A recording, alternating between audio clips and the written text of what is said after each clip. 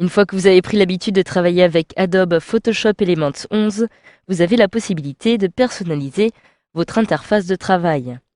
Alors si vous souhaitez par exemple, dans un premier temps, afficher ou masquer la corbeille de projet, eh bien cela est très simple, il vous suffit simplement de cliquer dessus pour la faire apparaître. Alors vous avez ici une petite icône en bas à gauche de votre logiciel. Si je clique directement sur corbeille de projet, la corbeille s'ouvre et je retrouve ici les photos sur lesquelles je suis en train de travailler. Pour la masquer, il me suffit de cliquer à nouveau dessus, comme ceci, et celle-ci vient de disparaître. Alors lorsque cette corbeille est ouverte, vous avez aussi la possibilité de redimensionner les différents volets présents sur votre logiciel, comme c'est le cas avec cette fameuse corbeille. En effet, je place mon curseur comme ceci, et comme vous pouvez voir, une double flèche apparaît, me permettant justement de redimensionner la longueur.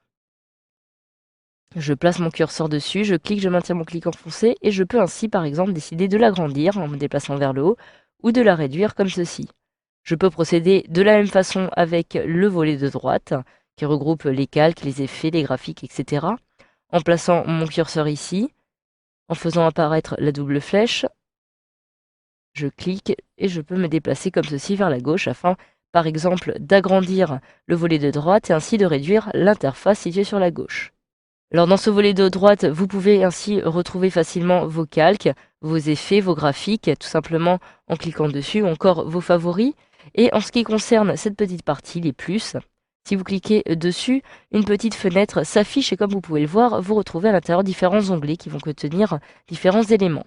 Je retrouve ici les informations, la navigation, je retrouve ici les informations, le navigateur, l'historique, l'histogramme, le nuancier, les scripts, etc.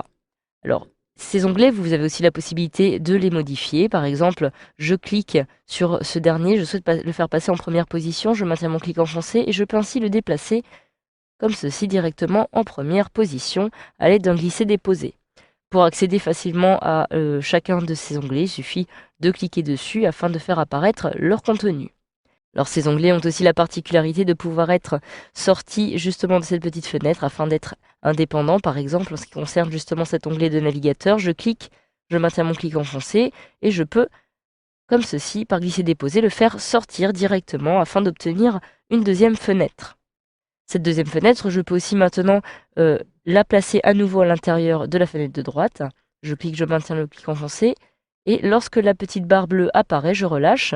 Et comme vous pouvez le voir, eh bien, mon onglet de navigateur s'est placé au-dessus de cet onglet. Je peux ainsi, par exemple, décider d'en placer plusieurs sur deux niveaux différents. Et si je souhaite tout simplement rétablir les propriétés, il me suffit, comme cela, de les intégrer directement dans la partie inférieure. Je ferme cette petite fenêtre et tous ces éléments, vous pouvez aussi les retrouver directement depuis le menu Fenêtre qui se trouve ici. Comme vous pouvez le voir, je me trouve actuellement dans le volet de droite sur mes favoris. C'est d'ailleurs pour ça que cette petite case est cochée. Mais si je souhaite maintenant faire apparaître les calques, eh bien il me suffit tout simplement de cliquer directement sur Calque au lieu de cliquer ici. Vous pouvez ainsi décider de faire apparaître les différents éléments qui se trouvent ici dans cette zone directement depuis le menu Fenêtre. Si vous souhaitez aussi masquer par exemple la corbeille de panneaux, il vous suffit de la même façon de décocher cette petite case directement afin de la faire disparaître. Vous pouvez aussi de la même façon décider de retrouver l'interface telle qu'elle se présentait initialement. Toujours dans le menu Fenêtre, vous pouvez cliquer sur Réinitialiser les panneaux afin que ceux-ci reprennent leur forme initiale. Voilà, grâce à cette formation, vous savez désormais comment réorganiser votre espace de travail dans votre logiciel Adobe Photoshop Elements 11.